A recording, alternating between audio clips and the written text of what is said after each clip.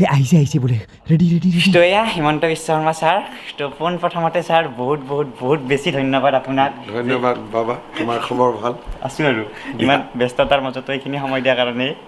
তো sir পোনপ্ৰথমতে request আপোনাক মামা বুলি মাতিব পাৰিমনে তুমি যি মনত ইচ্ছা সেইটোকে মাতা তো ছাৰ মামা এই মানে ইণ্টাৰভিউটো সম্পূৰ্ণ নন পলিটিকেল মানে পলিটিক্সৰ একো নহ'ব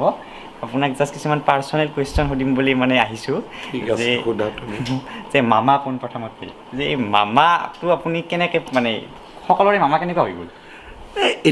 এইটো অবভিয়াছ নহয় যে মোৰ যদি বয়স 52 হয় তেতিয়াহ'লে মই প্ৰথম MLA উঠিছিলোঁ 26 ইয়াৰ্ছত চ' তেতিয়াতো মোৰ লগত যিবিলাক আছিলে মোক দাদা মাতিব এতিয়া যেতিয়া যিবিলাক দাদা মাতিছিলে বা যোনে মোৰ সমবয়সৰ আছিল তেওঁলোকৰ ল'ৰা ছোৱালী হৈ গ'ল গতিকে এইটো ইলেকশ্যনত মোক মামা মাতিব চবেই আৰু যদি 65 ইয়াৰ্ছ 70 ইয়াৰ্ছত ইলেকশ্যন উঠো যদি তেতিয়া ককা মাতিব এইটো মানুহৰ নেচাৰেল প্ৰগ্ৰেশ্যন লাইফৰ হয় নহয় আৰু আপোনাক প্ৰথম যেতিয়া মামা মাতিছিল আপোনাক খং চং উঠা নাছিল নেকি না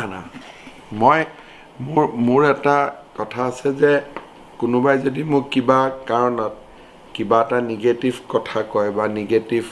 কাৰণে কিবা এটা ইউজ কৰে সেই নিগেটিভটো কেনেকৈ পজিটিভলৈকে টাৰ্ণ কৰিব লাগে সেইটোৱে হৈছে মোৰ সদায় টেণ্ডেঞ্চি থাকে যে ঠিক আছে এই মানুহজনে মোক এনেকৈ কৈছে তাৰ উদ্দেশ্যটো নিগেটিভ চ' মানুহজনৰ লগত কথা পাতি থাকি মোৰ ওপৰত মানুহজনৰ ভিউজটো পজিটিভ কৰিব লাগে তেনেকুৱা ধৰণৰ কথা আৰু মামা শব্দটো ইমানে ভাল শব্দ খং উঠাৰটো কথাই নাই সেইটো হয় মামা বহি লওঁতে